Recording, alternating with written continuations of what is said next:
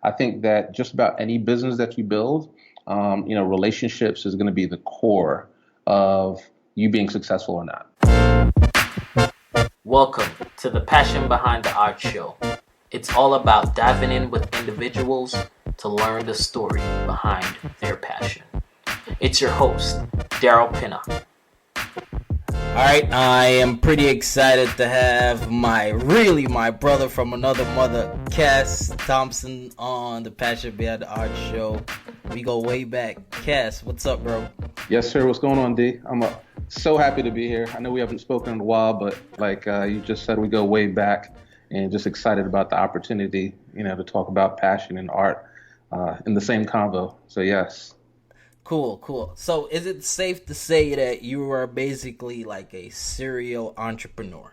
I'd have to say that that's a good term. That's a good term. Since I was a teenager, I've been dibbling and dabbling in different things, and serial entrepreneur is definitely a good term for the last 20 years of my life. Yes, sir. What would you say was the first thing that got your entrepreneurial journey started?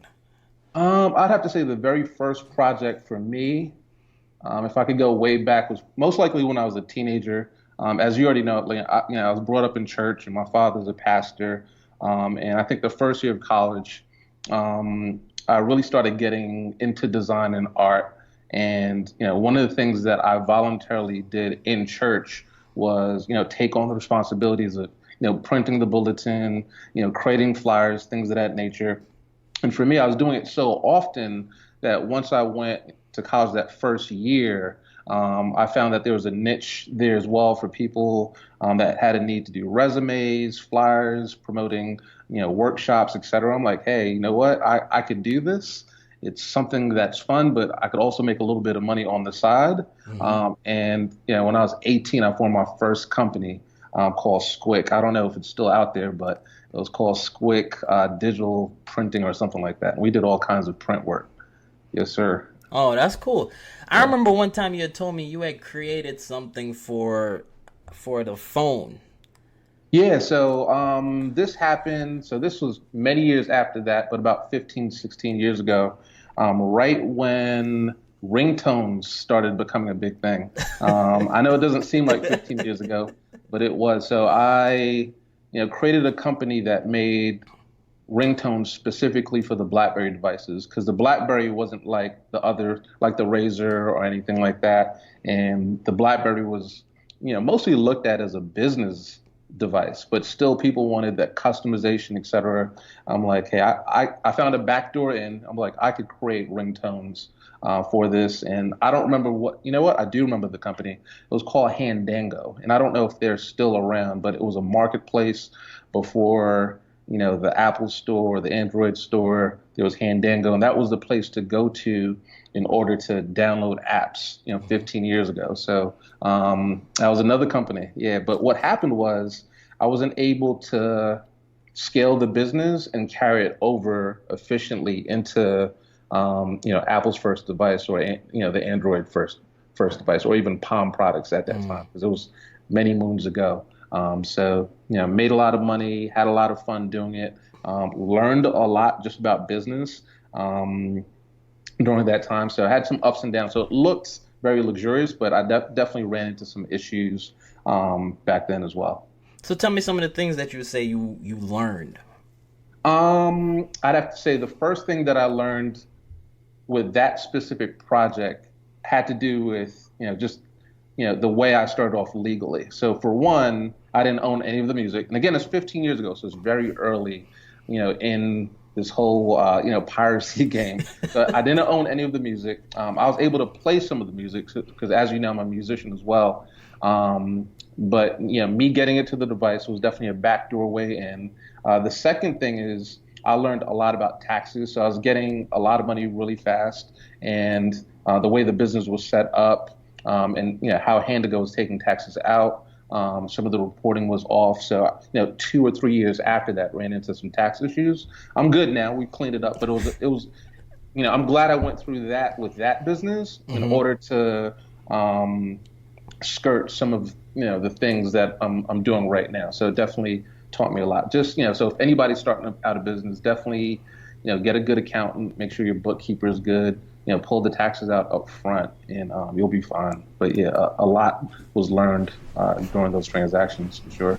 Yeah, I mean, it's funny you say that about the whole taxes thing. Like, Yeah. for sure, that's probably the most beneficial thing to me right now is just having someone that I could go to deal with all my taxes and Right. everything. That she's just perfect, man, for Right. to handle Right. all my business stuff and all of Yeah. that. It's just Yeah. perfect. It's a necessity, and a lot of people overlook it, especially if they're starting off and they're not starting off with a growth mindset, and they're Hmm. starting off real small. But I tell people all the time, even if your business, even if in the first year you plan on only making $100, still make sure that your paperwork is good. Create an LLC. Make sure that even if you're using like some type of software, because again, now in 2018, it's very different than it was, 15 years ago. Now you have a lot of programs and software that could take care of that stuff. But if you could get one person that's a bookkeeper, somebody that you trust, to just pull that money out and hold it for you,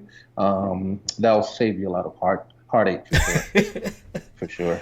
Yes, sir. Oh man, it's just so many things going through my mind right now. I just Yeah. remember like, um, if for those who don't know, like I used to sing and Cass used to be on the keyboard Yes. playing. Oh my gosh, those are Yeah. like it's like so many Golden days. Yeah. different. Nostalgic for sure. Yeah. And that's where I guess I started with my art too. So it wasn't always design or Right, photography. right. Definitely started with music. That was definitely my heart. And a lot of good memories were, were formed back then with you singing, me playing. Yeah, good times for sure, bro. For So sure. like I don't know if you remember, but before we get into what you're currently doing now, Yeah. can you tell me some of the different types of business you've dibbled and dabbled in? Um, Yeah, we could do that. So the first one was Squick, and again, that was design, making sure that again I was offering those services to a market, whether it was from people that I met in church, those relationships, Hmm. or people in school. Right after that, also cut hair for a little bit. So I was a barber, just in the house, just clipping it up.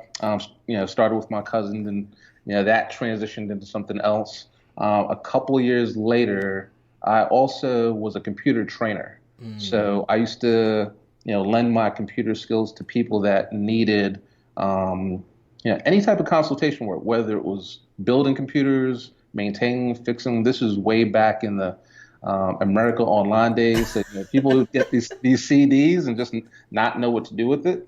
And for me, it was very easy to transition or at least bundle my approach where, hey, I'm trying to help you, but I'm also, trying to make money. Mm. And, I think that's very tough in art to be able to, to say that, hey, this is my Man. passion, but I also have to support myself doing it. And, I learned how to do that very early. Mm. So that was the second or third thing I did was, the computer training piece.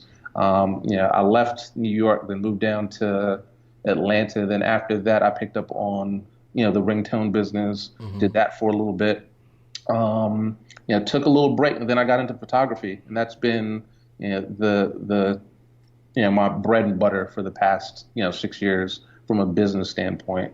And as you stated earlier, the next venture is opening up a restaurant, so that should happen within the next 30 days. But yeah, that's where I'm at right now. Yes, sir. Okay, cool. So I know you had in the past you had a full-time job. Are you Right. like 100% now into photography?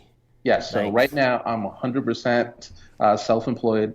So I was able to leave the full-time job right in May of this year. So it hasn't been that long, right. but over the past 20 years I've been juggling both, which is difficult. But proud to say that at this point I am 100% self-employed. Scary, but also proud to say it. Nice. But Yeah. dude, like I know you started with the photography, but right now Yeah. you've like taken it to like a whole different level. I've been just Right. kind of following you online. Like, how did it jump from photography to basically like you basically could get hired by anyone right now to do any kind of media production? Um, I'd have to give a lot of credit to relationships Mm. and really, as an artist, putting yourself out there as, somebody that's capable of doing the job. I think here's the thing. I've always been confident, even when I didn't know what I was doing, right? So once I built up the skill, and I'm not the greatest photographer. There are others out there that are, 10 times better than me and have more experience. But I'm also able to sell my skills in a transparent way. And if I can clearly articulate, what I could do for you, and we could sit down and have a meeting and you give me your vision, I'm willing to say that, what, I could get this done and I could get it done at this price. There's also been times when I'm like, hey, what you're asking for and what your vision looks like, it might not be me. And then after that, I'll recommend somebody that's either in my crew or another photographer that I've worked with in the past, or if it's video production, again, it comes off of recommendations. And when you build up that type of reputation, D, what happens is, 9 out of 10 times the client will still go with you because they like the fact that you're upfront, you're honest, you're working with integrity. And I'd have to say that, 90% of my success for getting clients has come with just being transparent. And then the other piece is, I'm attracting the clients that I'm getting now based off of the work that I have in my portfolio. So if, you go to my Instagram, if you're looking at stories, or if you're on YouTube, you kind of see what I'm capable of doing, and you might be like, what, I have a media idea or a concept, and he's already proven that he could do this. Right. Let me go with him. So it's also, less of me selling. I'd have to say that's the other 10%. Less of me selling and people just finding me and hitting me up via email, website, or even just, the DMs on Instagram. Right, sure. Right. But I mean, it kind of helps that you're kind of doing something that is on the cusp of like in demand and is kind of blowing up at the same time. The whole idea of just the aerial visual stuff. And like, talk a little bit about that. Yeah, so I started really playing around with drones towards the late part of 2016. But I'm going to be very honest with you, D. Like, the other thing that a lot of people don't, know it, but the listeners might not know, is that I'm also a tech head or a geek in regards to just technology.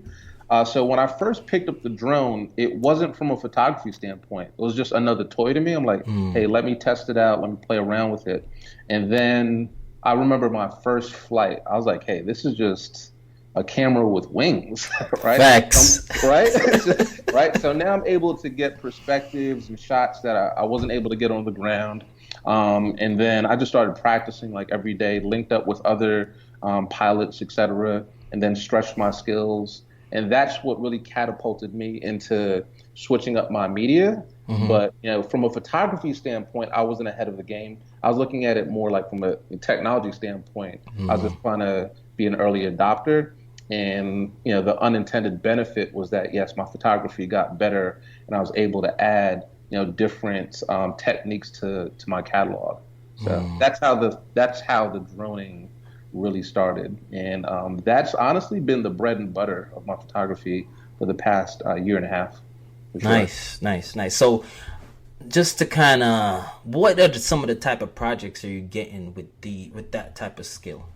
With the drone stuff? Yeah. So my two biggest clients are going to be in real estate. So a network of real estate agents that will call on me for special projects. Because if you think about it, if you're buying a house, makes sense. You might look on Zillow or whatever website, and you go to the location, then you're with your wife or your husband, and somebody's like, oh, I didn't know that there was no pool, or I didn't know what the neighborhood looked like. From a drone standpoint, I'm able to go up there, do aerial video, and I could link you to amenities, what the backyard looks like, and we could condense that down into a 60-second shot and tell a good story of why you'd want to purchase this house or what have you. So number one clients right now are going to be construction. Number two, excuse me, not construction, real estate. Number two is construction. So we also have a couple of construction contracts where companies will take on these big deals, but sometimes their partners are in different states or in different cities, and they need to see updates basically weekly of what's happening with the prospect or progress of that site. So rather than you coming out and taking tons of pictures, I could go up there once a week, or somebody on my team could go up. We take the shots and we'll email those videos out so you could see progress on job sites. So those are the top two. So real estate, as well as construction. And then number three, if I had a third one, it would be young business owners or business owners with small businesses that want to appear larger than they are. So they're like, hey, you know what? I'm opening up the storefront, or maybe there is no storefront, but I live in Atlanta, and I want a picture of you coming into the city. It just makes for a Hollywood scene on not such a Hollywood budget. So those are the top three clients that we're getting right now. We're prospecting. Man, I like that because one thing with the creative world, it's like everybody think like every project that you get is like all glim and glamour, like you know what I mean? Dirty. Dirty.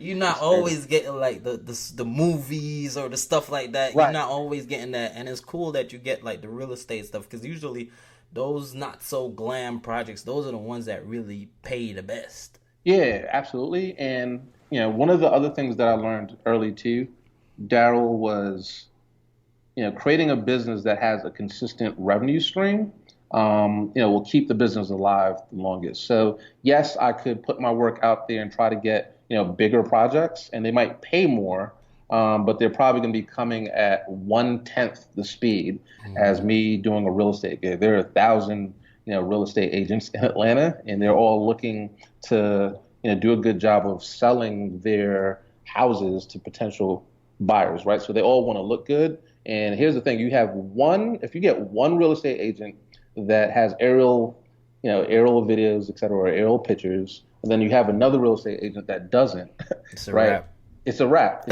It's an easy sell. And honestly, I'm not even, putting the real estate agent into a box, but I'm going to help them sell their dream. I'm going to be like, hey, if you were a buyer and you have a house in another side of town and you just wanted to get this information out as quickly as possible, would this save you time? Would this save you money?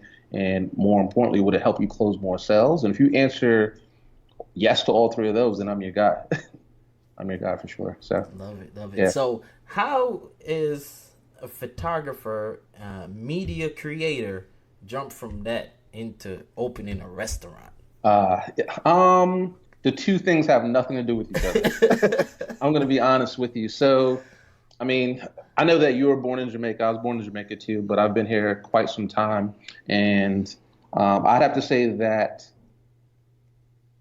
the whole idea of a restaurant came from two places. Number one, it came from me really staying true to my roots. I love Jamaican food. I've been in Atlanta for a while. This is no knock on any current Jamaican restaurant in Atlanta, but when I step into a Jamaican restaurant, two things are happening, and I see you laughing, so you know where I'm going with this, right? So two things could possibly happen. Either the food is going to be subpar or mediocre, right? Or the experience is not going to be what you expect from a Jamaican restaurant. So either it's going to be a long wait, somebody's going to be rude, et cetera. I still see you smiling because you've experienced it, right? So you go into a Jamaican restaurant, and again, this is not 100%. It's just Right.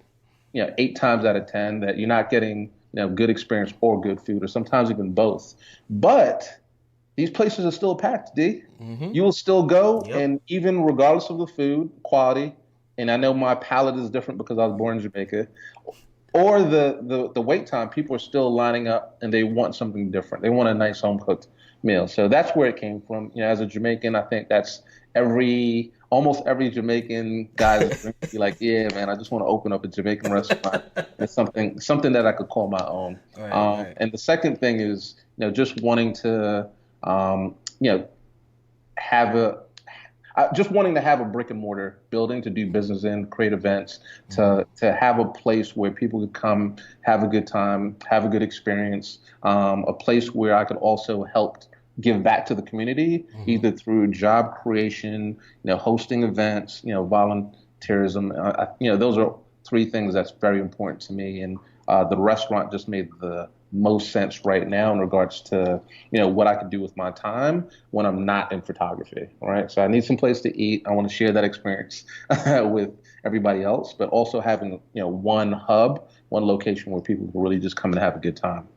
Yes, I sir. love it, man. Makes sense. Makes sense. Yep. Yep. So online, like I feel like you do an awesome job of like telling stories, even Hmm. through just promoting the restaurant on Right. your photography stuff. What are some of the principles that you go by just being able to?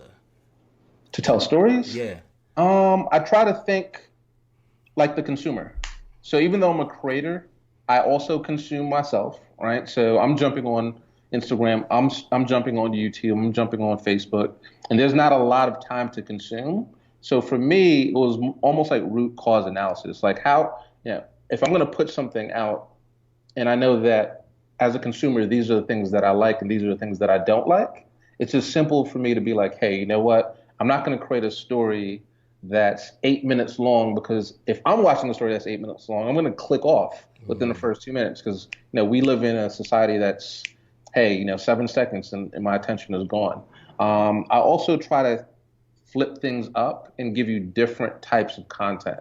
So it might be a poll, it might be a longer video format, it might Right. be me adding flashing titles, right? So I know that my consumers or my the people that are watching, my followers, are coming back because they're seeing something new every time and they don't know what to expect. Sometimes I have music, sometimes Right. Right. it's a drum, sometimes it's behind the scenes, right? Sometimes on the restaurant page it might be just a nice plate of oxtails and rice and peas, right? Even today I dropped another poll, hey, fried dumplings or boiled dumplings. I just try to engage with my followers as much as possible. And I don't take it for granted that they are just followers, right? I know they want to engage, so I want to engage back. So I'm going to create content that's as engaging as possible. Yep. I like it, man. I like it, especially for the restaurant stuff. I like how you're Yeah. like taking everybody on the journey. Yeah, yeah, yeah. And people want to see that too. I Yeah. think, even this podcast is really, again, the story, right? And I think even in sales, telling a story is what connects and creates relationships, right? And I've never built a restaurant before. I've never owned a restaurant. But I'm sure that people are curious to see what the steps are like. So I'm Right. like, and even in the beginning of this podcast, I was like, I'm wide open. I'm transparent. You could follow along, and I'll tell you what I've messed up on and how I fixed it and how I've learned. And I think that when you're able to tell those types of stories, people have more empathy. One, but then number two is they feel that they're a part of the project. So all the files that I have right now, all the people that I've been talking to about the restaurant, they are a part of the restaurant. They're as much owners as I am, right? And they're going to come with me, and they'll stick around because of that. I Love really, it, man. I love it. So to really, jump right into, what would you say was the hardest struggle in your journey that you had to overcome? you mean since the very beginning?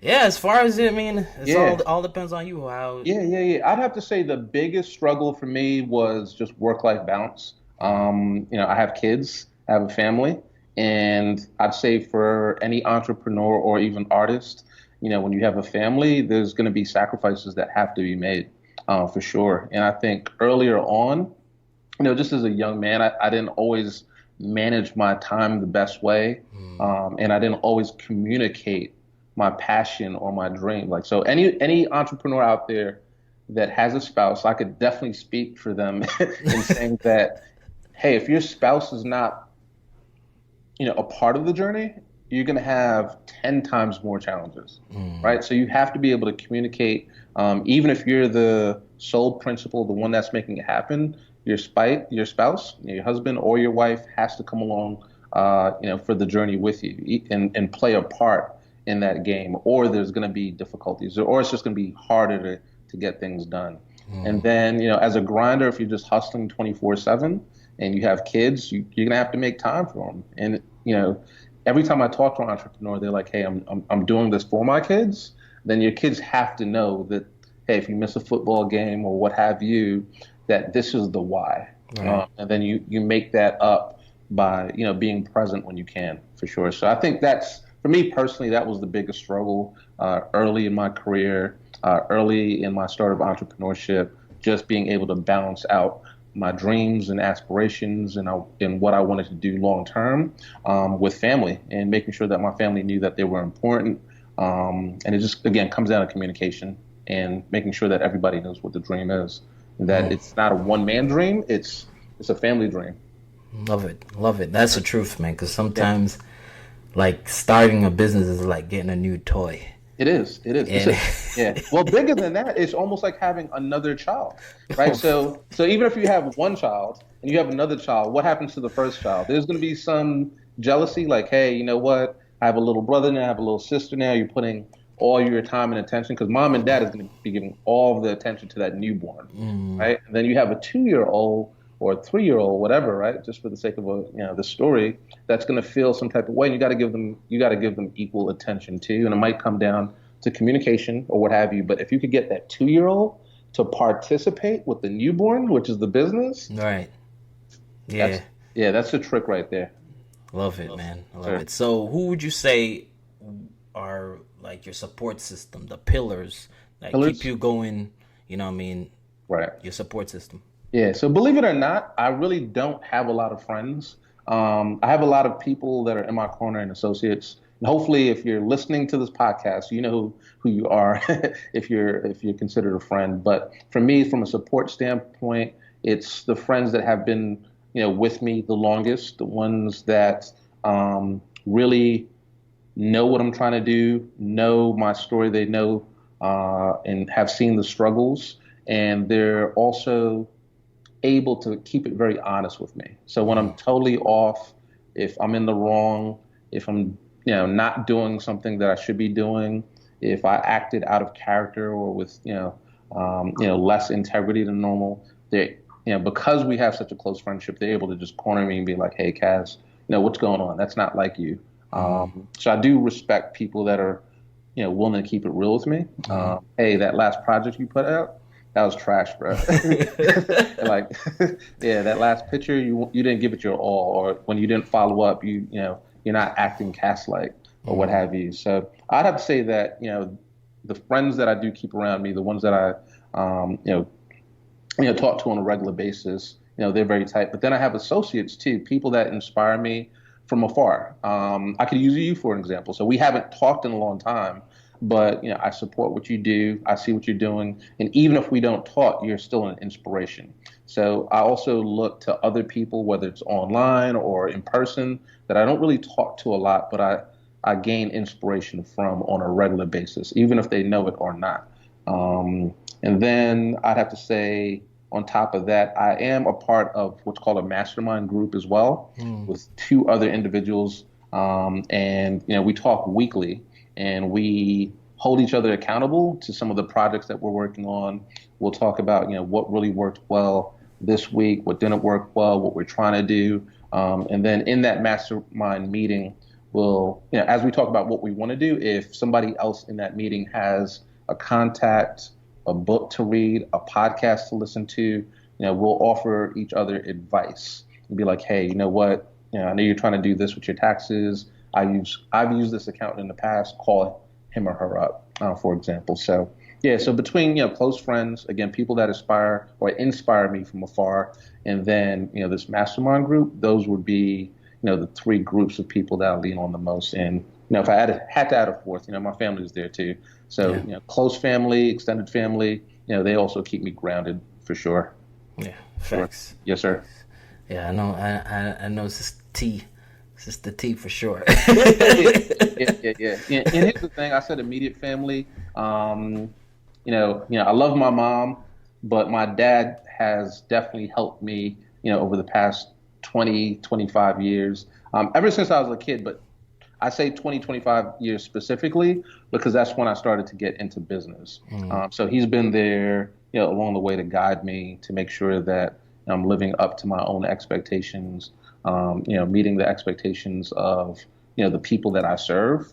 And from a business standpoint, again, if I run into an issue, like he's the person I'm going to call. Or if I have a big idea that seems even bigger than me, even with the restaurant, I called him first. I was like, hey, this is what I want to do. What do you think? And he keeps it real with me. I love that. I love Yeah, that. yeah, Till yeah. this day, your pops is probably outside of my mom the greatest mentor I've ever had. Yeah, he's smooth, man. He's Yeah. smooth. He'll keep it real. He's very humble. And from a leadership standpoint, he's more than just my father. He's somebody that I could really just listen to, and I know he's gonna shoot me straight. Yeah, that's the truth. Yeah, shoot me straight. Shoot me So straight. let's jump into some kind of what's the first hour of cast day like? Business day. Business day? All right. Yeah. So I do get up very early. Anybody that knows me personally, I'm up between 5 and 6 o'clock every single day, no matter what. I don't know if that's because I'm getting old and I have to go, nature's calling, or I just got to get things done. But I will typically handle all my social media in the morning. So if I'm posting, typically you'll see my posts come out before 6 o'clock. I'm handling email, and then I'm looking at my to-do list or curating my to-do list from the previous night. So that's the first hour of the day. If that is a gym day, I'll also try to hit the gym that morning. And I'm usually trying to go to the gym 2 or 3 times a week. And I prefer to go to the gym in the morning and get it out of the way. And it's Right. less likely that you're going to put it off if you do it at night. Um, then after that, maybe, I'll eat. If I don't skip breakfast, I'll definitely grab something to eat. And then I'm making phone calls and I'm setting up a list of goals that I have to hit that day. So what I mean by that is, when you are self-employed, you have a budget, right? And let's say you have to make 2,000 or 3,000 or 5,000 a month just to pay bills, Hmm. to put a little away for savings. What I do is I chop that up and break it down per day, right? Mm. So if let's say it was $3,000, I'm like, hey, I need to make $100 today, Right. right? So that's my goal. So then hopefully there's already a plan that I put into place earlier in the week. But that morning I'm following up on that goal. So it could be to sell a print. It could be to do some drone work. It could be to take portraits or do what have you. But that's when I'm just analyzing the sales part of my mind. What do I have to do today to just eat and survive and to make money and to take care of my kids, right? After that, I'm typically out and about if I don't have a morning shoot. So I do typically like to shoot in the morning before 10, 11 o'clock or late in the evening. So now I'm just shooting all day and then responding to emails. I might jump back in and do a little bit more social networking by way of stories or what have you, but that's heavily curated as well. By 5, 6 o'clock, I'm settling down, winding down. I might just grab a bite and then catch up with the news of the day. So I'm jumping back on the social networking, looking at Twitter, jumping onto YouTube, seeing what I missed. I won't do that for more than an hour. After that, I'm winding down and responding to email before I go to sleep. And then right before I go to sleep, I'm setting up goals and again, curating that to-do list for the very next day. Typically in bed pretty early, 9, 10 o'clock because I get up early Right. and I want to have a good night's sleep. If I'm going to bed late to me is like 10:30, 11 o'clock. But I'm trying to really be in chill mode and meditation mode and thinking about what I could have done differently that day, the good I did that day, what I have to do the very next day. I'm using that time, between 9 and 11 o'clock to just again settle my mind for sure. I love how you kind of break it down and do things in bite sizes because Yeah, sometimes you say you put in your mind, oh, I need to make 5,000 a month, and it seems so daunting. yeah, But yeah, when you kind of break it up in a bite size, okay, yeah, per day, it just seems a lot more possible. yeah. It is. I tell creators that all the time, and when they're like, "Hey, Kaz, how are you self-employed or what have you?" I'm like, all right, so the first thing you have to figure out is how much you need to make in order to live for the month. And then once you take that number, you divide it by 30 days, or sometimes I'll even say 22 days. That way you can have the weekends off if you want to. Divide that number by 22 days. And then you know that, hey, you know what? I need to make that amount every single day. Hmm. And then from there, you have the strategy, but then you could jump into the tactics of specifically how to hit that number. Right. Um, And sometimes it might require that you're doing something other than your art. You might have to, Right. do Uber or be a waiter or a waitress or what have you. And I think that that's okay until you get to the place that you want. So I don't really knock a 9 to 5 job, Hmm. but if you are self-employed, you have to treat that like the 9 to 5 job. And if you work the 9 to 5, best believe that your supervisor, your manager, or what have you, they're going to give you goals for the day, Right. right? So as an entrepreneur, you have to do the same thing. It just takes a little bit more self-discipline. And again, breaking it down into a bite-sized chunk is the easiest way to eat that elephant, for All sure. right. Cool. Yes, sir. Cool. Book recommendations. That's a good one. Book recommendations. I'm definitely a reader and recently switched. This is not a sponsored, ad, but I do like Audible. I read a lot of books, and it kind of depends on what mode I'm in.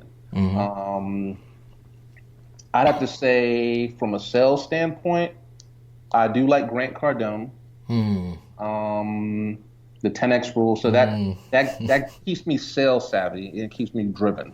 From a leadership standpoint, I like everything by John Maxwell. So 21 Irrefutable Laws of Leadership is a go-to. There's 21 laws. If you could just kind of jump in and get 7 or 8 of them down, I think you'll be great from a leadership standpoint. He's also written another book called, I don't want to mess up the title, but has a lot to do with failure, not being afraid of failure. Hmm. Um, I'll get you the title. I'll text it to you or tweet it to you. Hmm. But he definitely does a good job with just leadership overall. From a relationship standpoint, in business, I'd have to say Seven Habits of Highly Effective People, Hmm. Stephen Covey. I read the book and also went to a 2-day class. Hmm. So that has definitely sharpened my discipline. So even, baking out my day the way I do, making sure that I spend time with family, a lot of those concepts have come from Seven Habits of Highly Effective People. Other books on the list might include Mastery. I think that was a Gladwell book.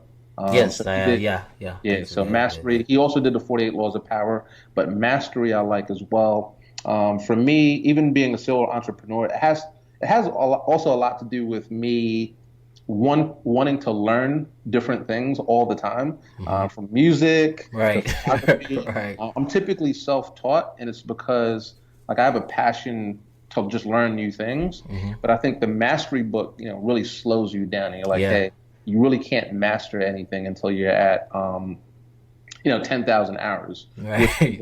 in 2018, in the age of millennials, it really stresses the importance of being patient. I see a lot of people start something and then they give up after the first month. I'm like, man, you're not even 1% in. You haven't given it a chance quite yet. So that's that. I recently read a book that's way out in left field. I think it was called The Magical Art of Tidying Up. Hmm. The Marie Kondo is by Marie Kondo, I and heard of I heard of yeah, it Marie dips into Kondo though. yeah, it dips into the Kondo effect. Because I've been studying minimalism, and Mm. yeah, that Yeah. book definitely jumped in. And it was really a powerful book for me. Not from just a minimalism standpoint, but she talks a lot about just decluttering your mind and staying Right. focused. So that was a good book. So just off the rip, those were like 5 or 6 books that A couple of them are on my list. I read 10x Rule before, hmm but a couple of those are on my list. Like Mastery, I definitely want to dive into that. Yeah, Yeah. yeah. Yeah. Yeah. Yeah. Mastery is good. Mastery is good. And just like 48 Laws of Power, he's telling stories through each concept, so Hmm. it definitely keeps you engaged as well. So yeah, those are some of my favorites, man. Yeah, I love it, man. I love it. I Yeah. love it. Love it. Love it. Like you got me just bubbling Hype, right yeah, now. man. That's my goal to hype you up, man. Anybody could. I tell people all the time, anybody could do it if, again, you have that passion and then you just set up a good game plan for yourself and then just go out and execute. Right. You can really just kill it. Right. I really, Right. I really do believe it. I just don't talk it. I believe it. Like there's nothing that's impossible out there. Love it. Love it. Yeah. So, like you dropped a lot of knowledge, a lot of Yeah. experience. Like, what I guess defining or what advice would you have for someone out there that's trying to do something, trying to build something? What advice would you have for them? Two things. Treat people with respect at all times, right? I'd have to say that, my biggest success is really not even business, it's really just honing relationships. And it doesn't mean that you have to, sugarcoat everything or you Right, can't right. be real. But when you move with, certain integrity, when you're when you're truly trying to do the best for people and look out for them, and they see that, they remember it. They may not say it, but they'll remember it. So for me, I definitely value relationships. I think that just about any business that you build, relationships is going to be the core of you being successful or not, right? So that could be relationships with your vendors, with your partners, with your customers, right? You have to be able to create and cultivate relationships no matter what to be successful. Um, Number two for me would be not to underestimate the power of free education. Like right now, like 20 years ago, I wish I had YouTube. Excuse me. Like so, between YouTube, being able to Google stuff, being able to really consume a lot of information. Again, when you're a creator, you don't want to consume all day. Right. But if you like, baseball caps and you want to make baseball caps, you can Find out. now jump. Yeah, you could jump on Google.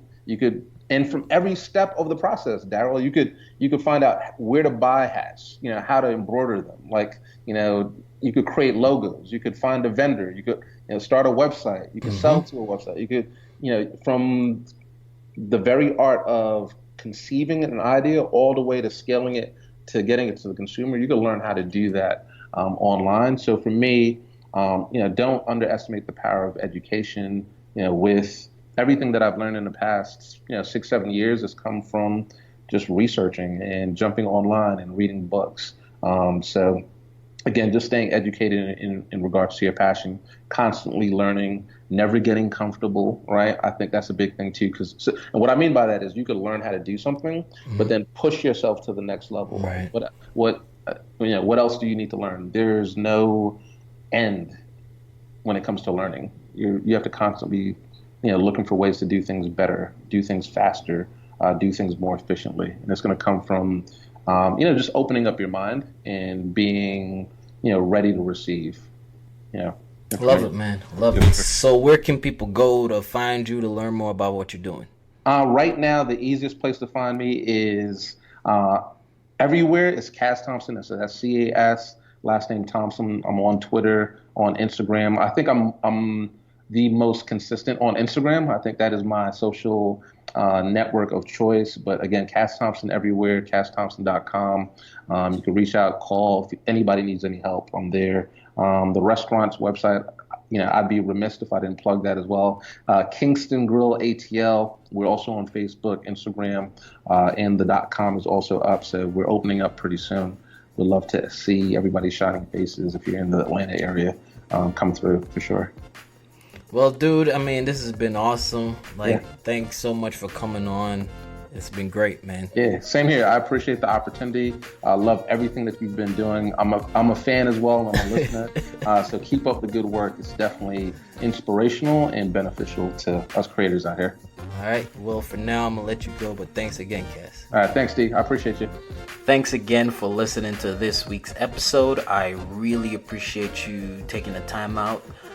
I hope, you got something from it, that it brought you value, and, you were able to pull some key tips, some key practices that can help you to take your career to the next level and just to elevate your mindset in general.